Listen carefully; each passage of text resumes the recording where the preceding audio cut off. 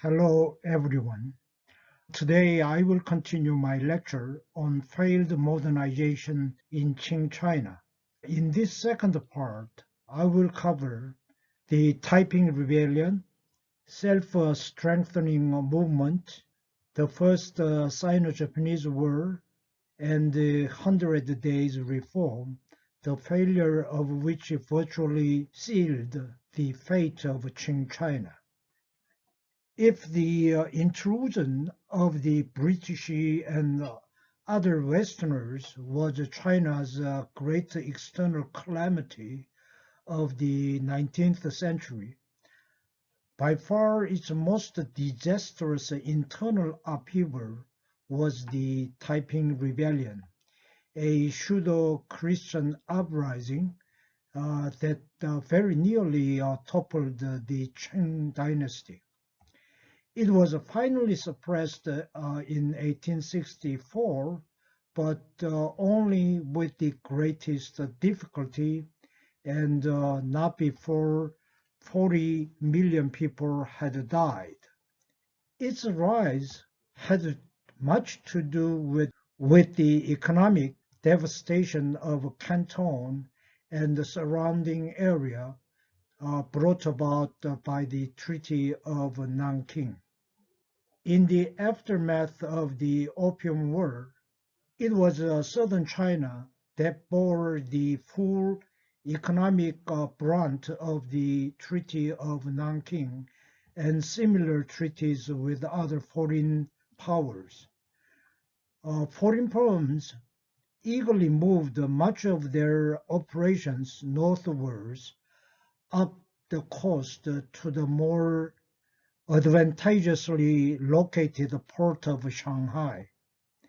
Shanghai, as you know, stood at the mouth of Yangtze River, along which much of China's tea and silk were produced.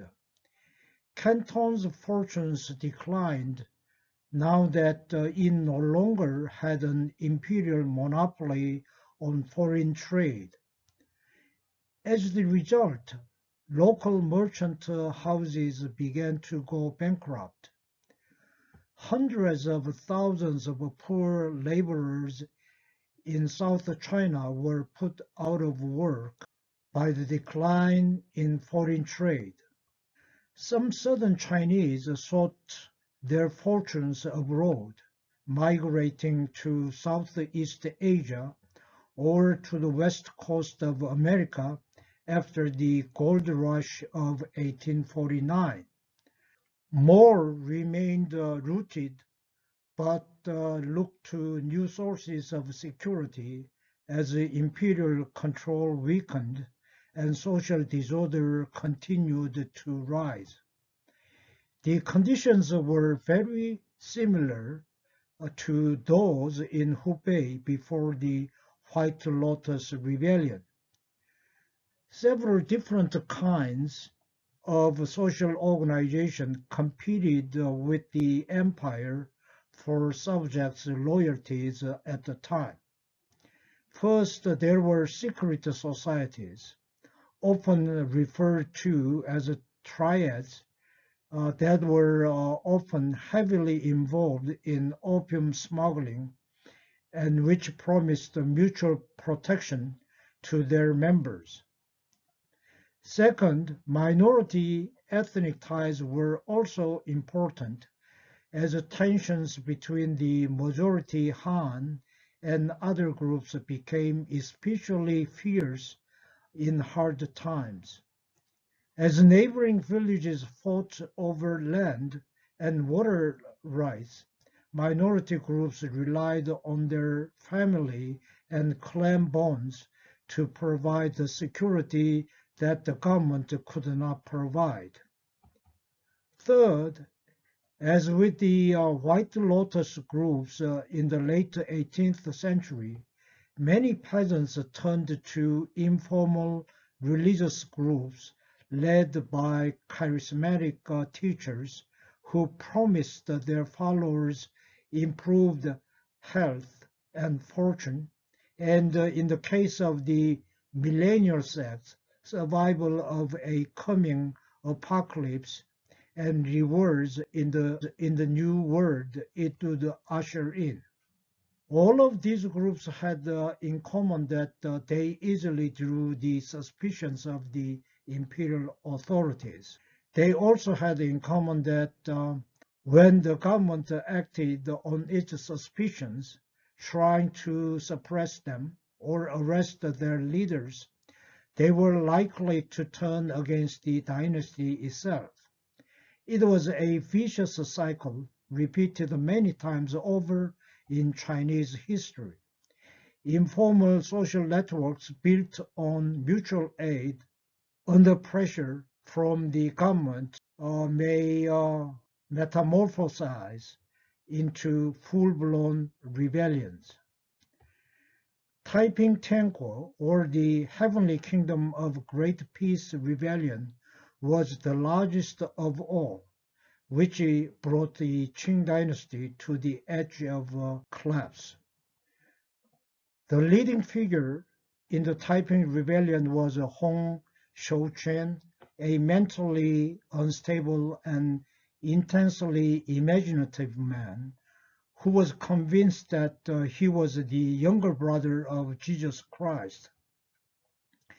He was a member of a Hakka minority, many of whom lived in South China, and he was a talented scholar who competed for years at the difficult civil service examinations that at the time was the sole gateway into an official career in China.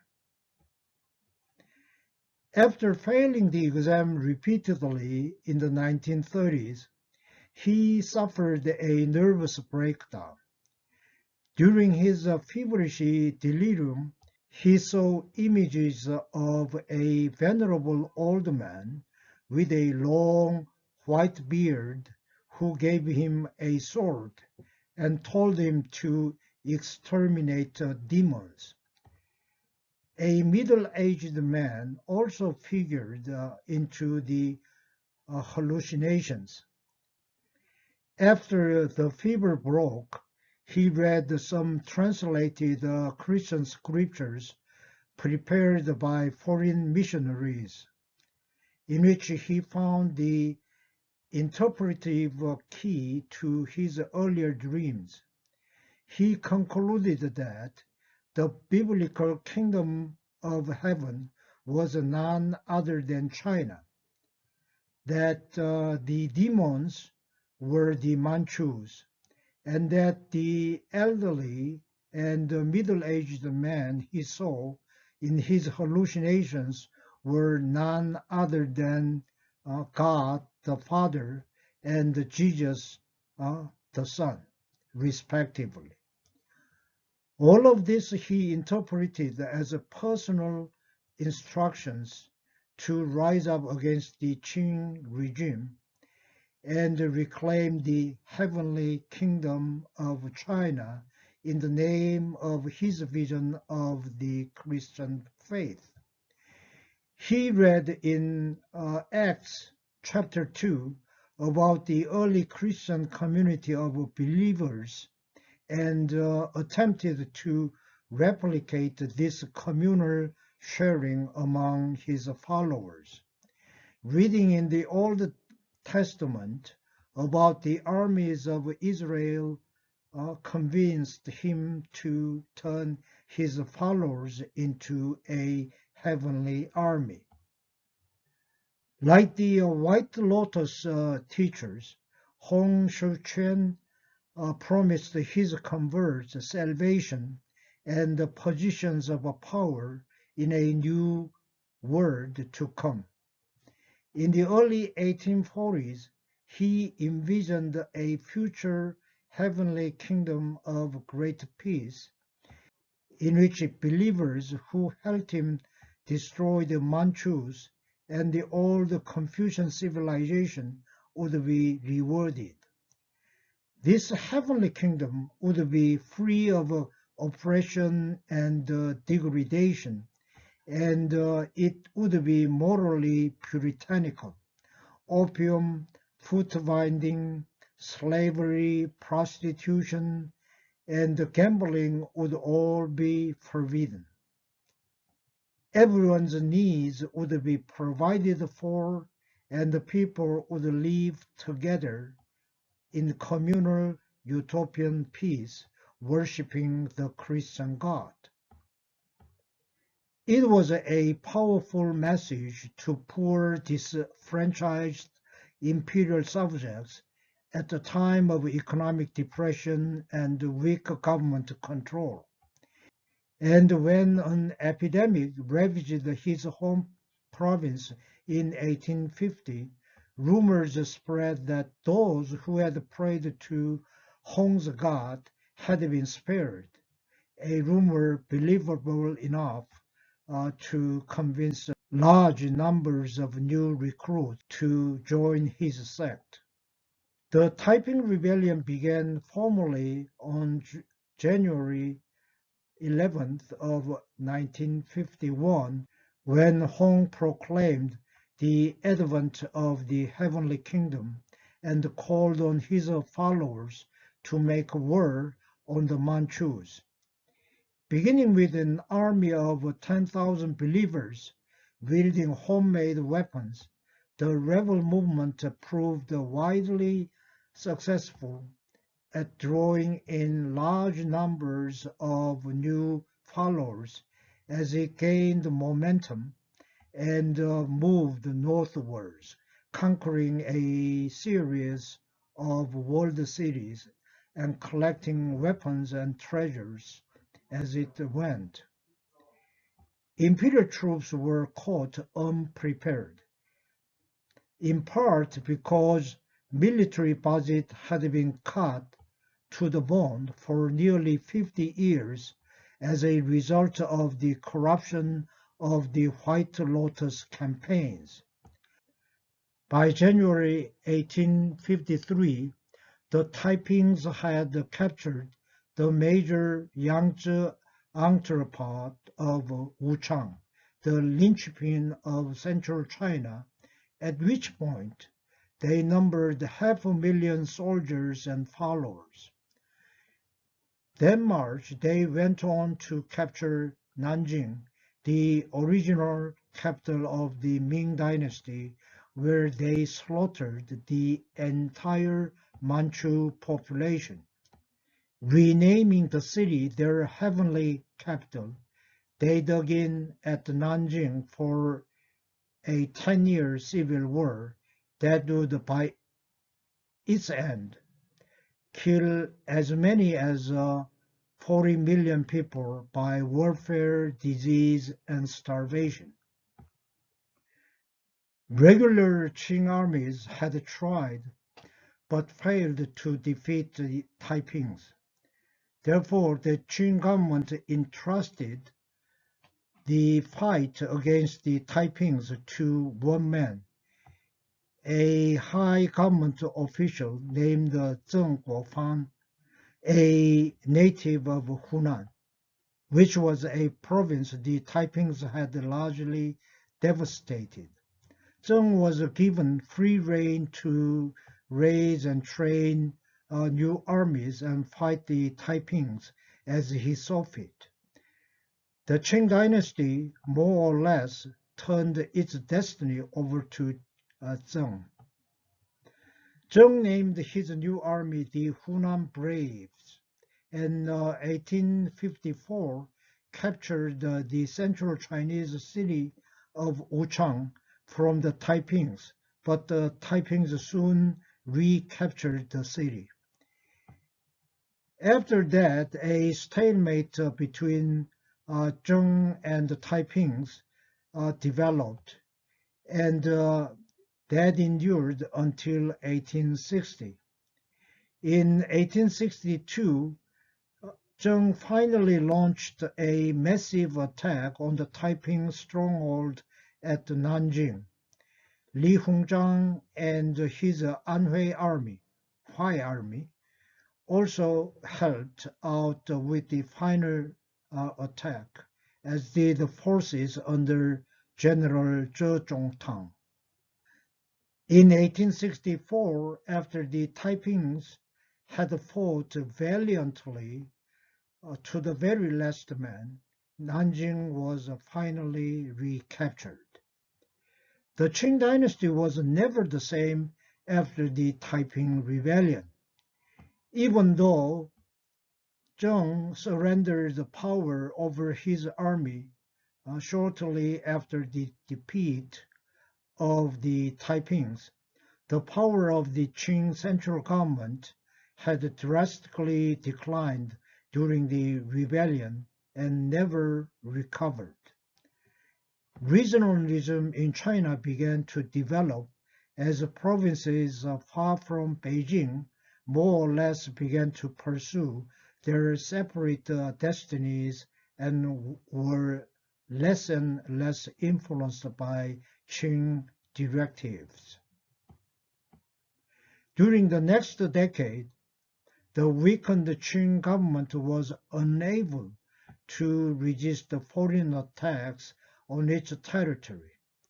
A brief Japanese occupation of Taiwan in 1874, a Russian invasion and occupation of a part of Xinjiang from 1871 to 1881, and a French invasion of Vietnam, which was a Qing tributary state in 1885.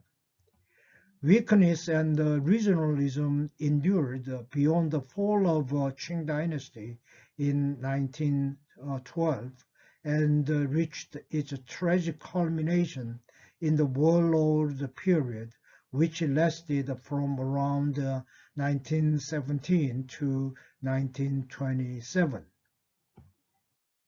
The Qing dynasty, having narrowly escaped ruin during the Taiping Rebellion, attempted to recover some prestige for itself and restore order and confidence in China.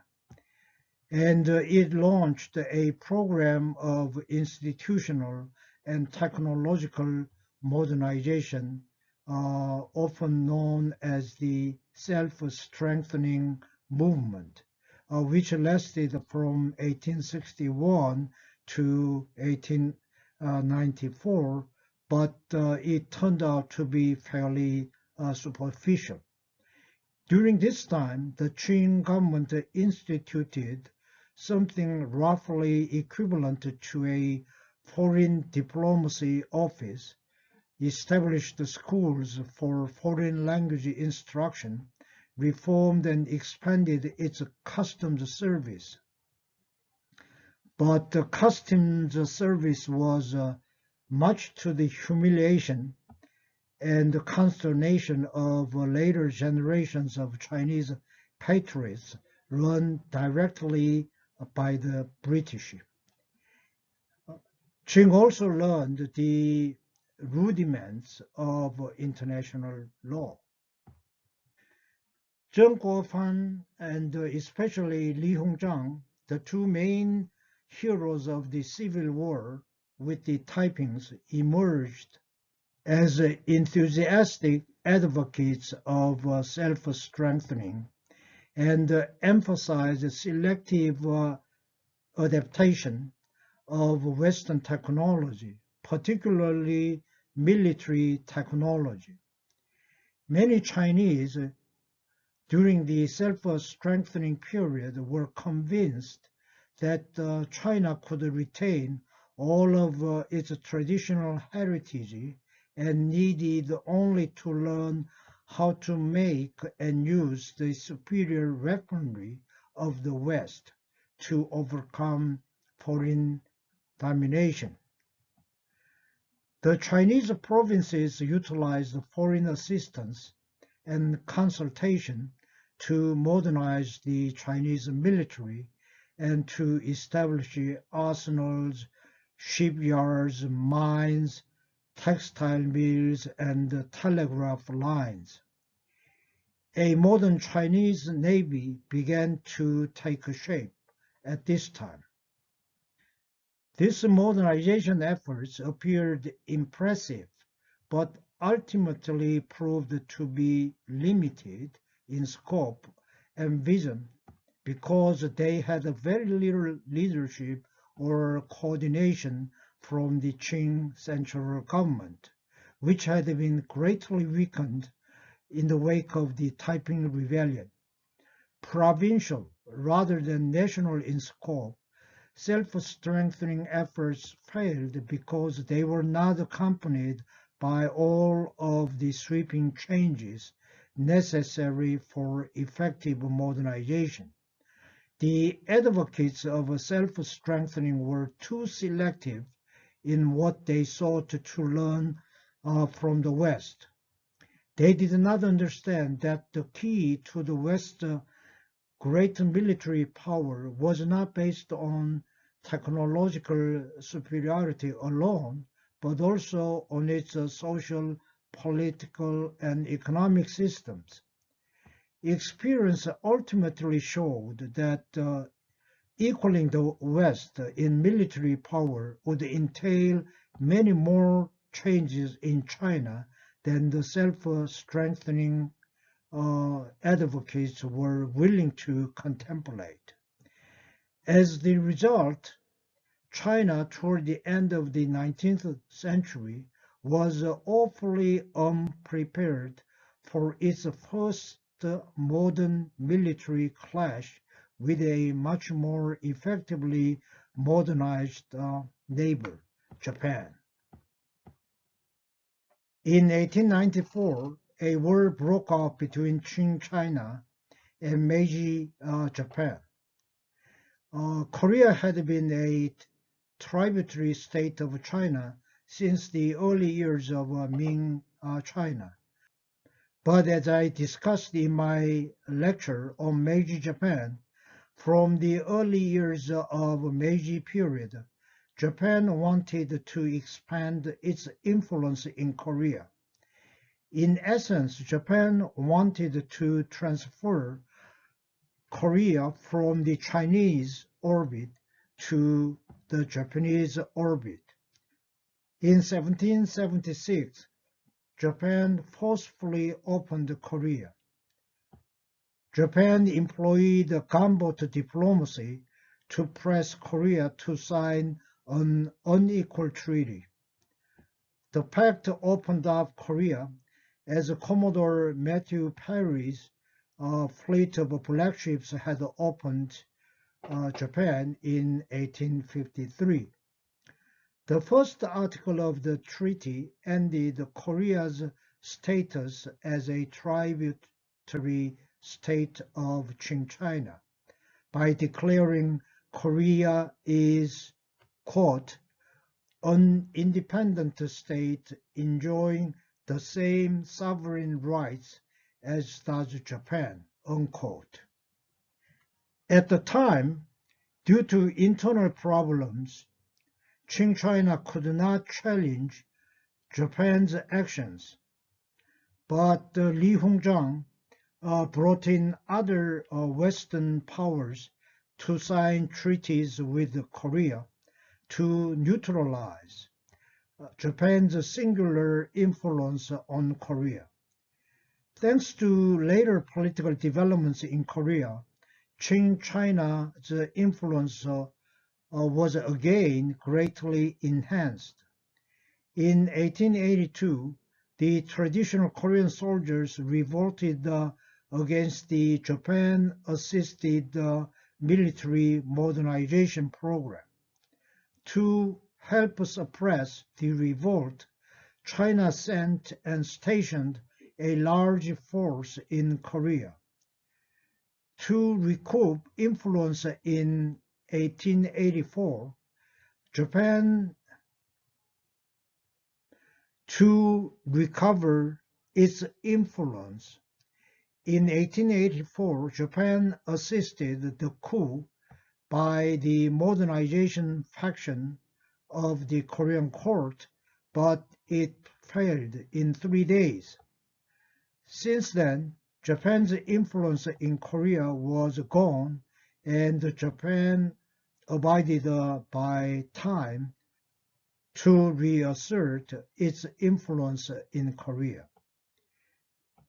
When a massive peasant rebellion broke out in Korea in 1894, China dispatched troops to Korea in the pretext of helping the Korean government, which Japan responded in kind. In July 1894, a Japanese warship sank a Qing ship in the Korean waters. On August 1st, China and Japan declared war on each other. Much to the surprise of the international community, the smaller but faster and better trained Japanese Navy defeated Li Hongzhang's Beiyang or North Sea Fleet.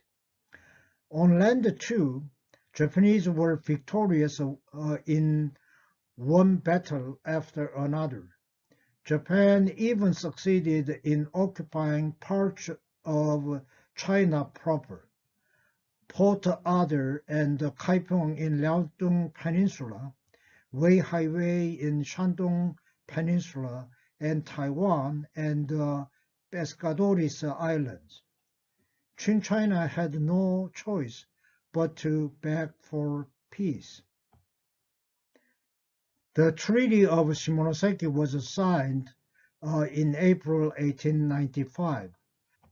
China recognized the total independence of Korea and ceded the Liaodong Peninsula, Taiwan, and Penghu Islands or Pescadores Islands to Japan in perpetuity.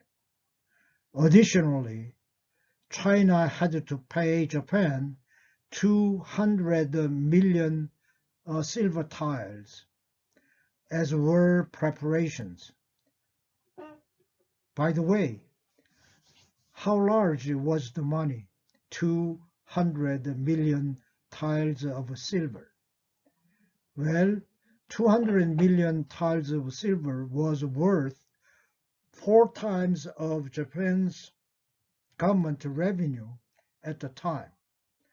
The Qing government also signed a commercial treaty permitting Japanese ships to operate on the Yangtze River, to operate manufacturing factories in treaty ports, and to open 4 more ports to foreign trade.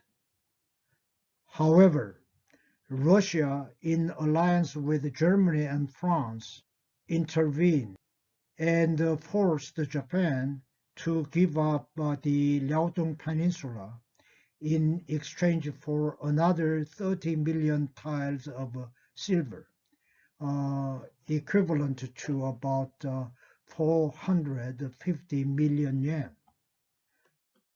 Why was the much touted Beiyang fleet so helpless? Before the war, when the noted writer on Asia, Sir Henry Norman, inspected a battleship, he found that the barrel of its rapid-firing gun had been filled with chopsticks and was generally littered with rice and pickles. The post-war Qing investigation into the defeat of the Chinese fleet indeed uncovered extensive corruption and incompetence in the Navy.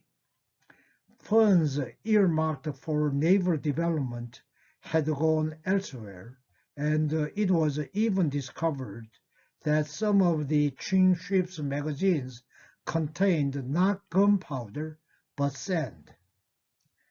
China's defeat in the First Sino-Japanese War marked the emergence of Japan, not China, as the preeminent military and economic power in East Asia. It also revealed the full extent of China's weakness as the sick man of Asia. Soon other vultures were circling overhead, demanding their fair share of the Chinese melon that was being divided among the powers, as caricatured in a poster from that period. As mentioned briefly, in 1895, the Russians joined the French and the Germans and intimidated Japan into surrendering its hold over the Liaodong Peninsula. Not long after this, the Russians secured railway rights in Manchuria and seized the port cities of Dairen and Port Arthur on the southern tip of the Liaodong Peninsula for themselves. In 1897, the Germans pressured the Qing government into leasing part of Shandong province to them for 99 years. The next year, the British once more bullied China into surrendering more territorial sovereignty. This time, the new territories opposite the island of Hong Kong on the mainland were leased to Britain for 99 years. This lease finally expired in 1997. The British decided to return Hong Kong and Kowloon as well, that had been permanently ceded to UK. The Americans, busy with their war with Spain and their subsequent beginnings of empire in the Philippines, Guam, Cuba, and Puerto Rico, were too slow to get in on the division of the Chinese spoils. Many Chinese patriots were humiliated by the aftermath of the First Sino-Japanese War and concluded that the half-hearted, self-strengthening efforts were insufficient to modernize China and enable it to stand up to the international community. Some advocated more radical reform programs. Others, such as Sun Yat-sen, espoused outright revolution against the Manchu Qing regime. After the shocking defeat in the First Sino-Japanese War, there was another reform attempt. I said shocking because defeat by Japan was perceived differently from defeats by Western powers, because China had long regarded Japan as a tributary state and as inferior. Unlike self-strengthening, 100 Days Reform had a broader scope, involving national, cultural, political, and educational reforms. It was undertaken by the young Guangxi Emperor and his reform-minded supporters, but it lasted only for 103 days, from June to September in 1898. Following the issuing of the reformative imperial edicts, a coup d'etat was perpetrated by powerful conservative opponents led by Empress Dowager Cixi. The most prominent of the radical reformers was Kang You-wei. Kang You-wei was an enthusiastic advocate of a thoroughgoing reform and a constitutional monarchy for China on the Japanese and British models.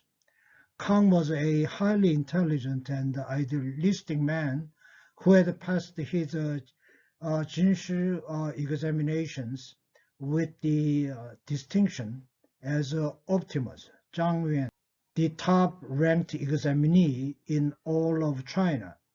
In 1898, Kang began to barrage the throne with the passionately written memorials arguing for the necessity of drastic reform if China as a nation and civilization were to survive in the modern world. The Guangxi Emperor was impressed with Kang's forthrightness and summoned him for a personal audience in June 1898. The audience lasted for an unprecedented 5 hours, during which Kang Youwei convinced the emperor of the validity of his reform program. From June through September 1898, a long series of imperial edicts for reform was issued.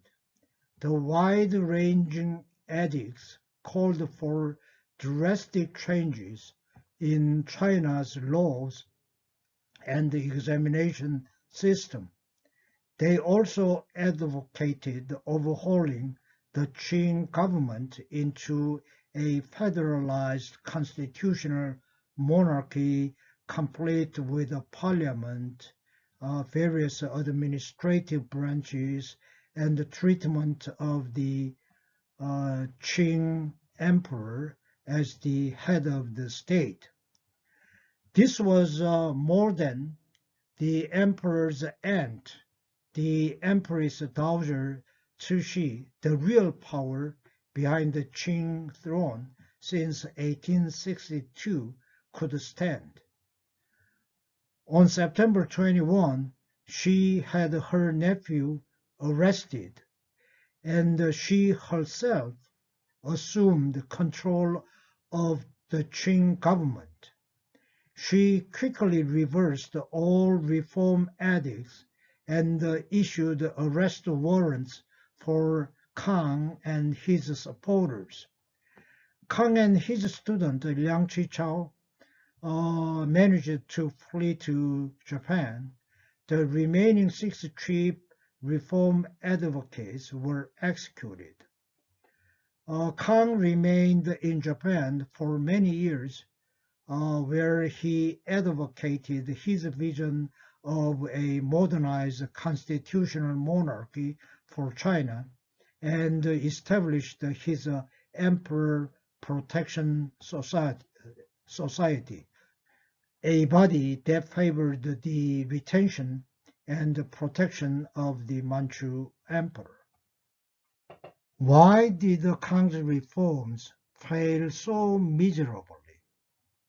Well, the immediate cause of the failure was the opposition on the part of the conservatives led by Empress Dowager Cixi. But that was something that could be expected. In that regard, the failure was much of Kang's own fault, because he did not secure the backing of the military and other important figures in the Qing court. So Chinese communist historians today regard him as a bourgeois reformist whose class and educational background deceived him into thinking that mere institutional reform would save China. The failure of his reforms convinced revolutionaries such as Sun Yat-sen that the Manchu dynasty would have to be overthrown by means of a violent revolution. In a sense, repeated failure of reform efforts was not something unusual.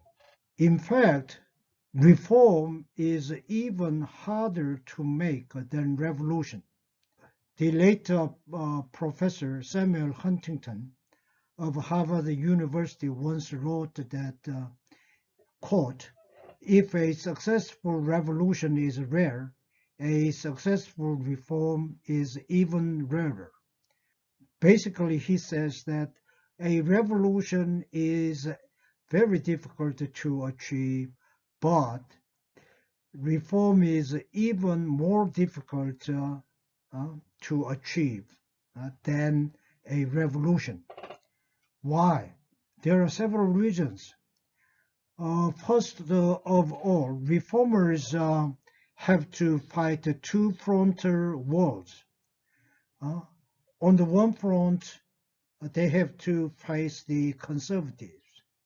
Okay, the conservatives say that the reforms are too radical.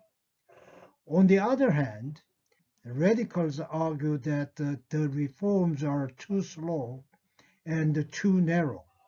So a reformer has to fight two frontal war on two fronts. So a reformer should be able to make an enemy on one front as an ally in another front. So a reformer needs high political skills. In addition to the two-frontal war, there is another reason why reform is difficult. That is the fundamental imbalance of power between the opponents of the reforms and the potential beneficiaries of the reforms. In the case of the opponents, although their number may be small, but because of that, they can raise more strong collective action. On the other hand, the potential beneficiaries, even those who are going to benefit from the reforms, would not act. Why? Whether they contribute to the reforms or not, once the reforms are achieved, they are going to benefit.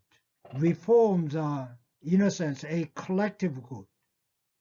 So whether someone contributed or not, he or she cannot be removed from enjoying the benefit.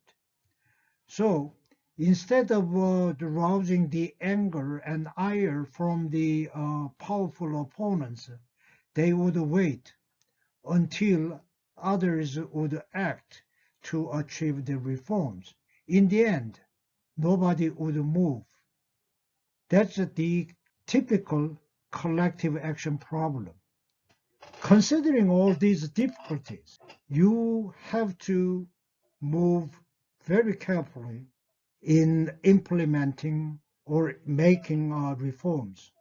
It is relatively easy to make a list of the reforms needed, but you have to consider whether you can achieve them and how you can achieve them.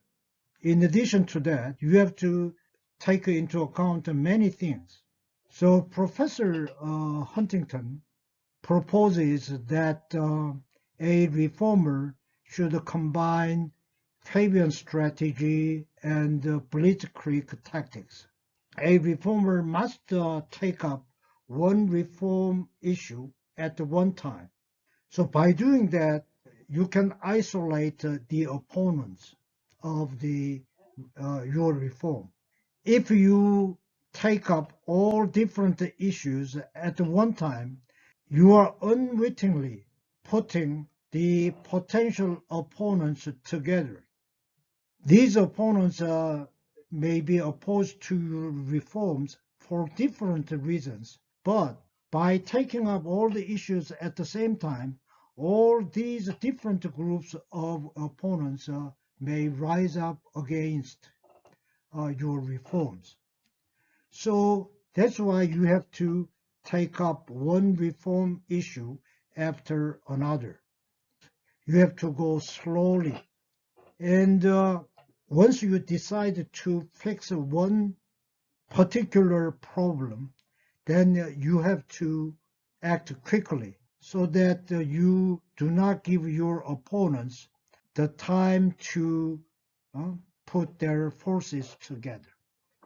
Huntington talked about one particular aspect of implementing reforms, but there are many other things you have to consider to make a successful reforms.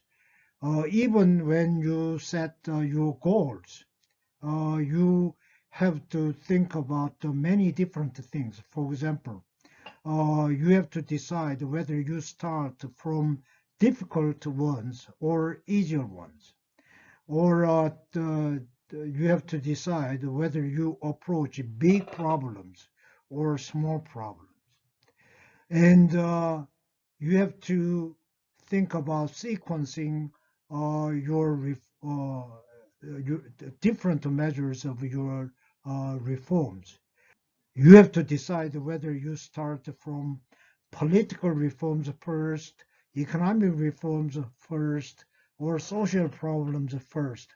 So sequencing is also a very important determinant of the success of reform. And you have to decide the scope of your reform, depending on the environment.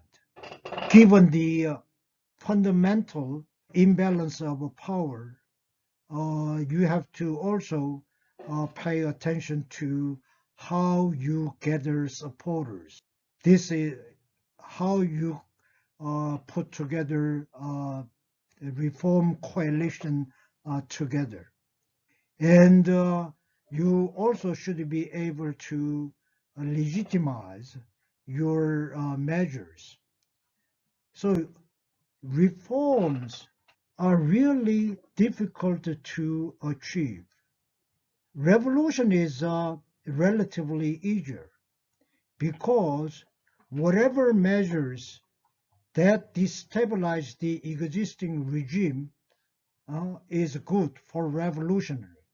He doesn't have to be selective. And whoever are opposed to the existing regime can be used or can be allied for a revolutionary. But in the case of reform, you are trying to remove or replace only the bad parts of your system. So you have to be selective.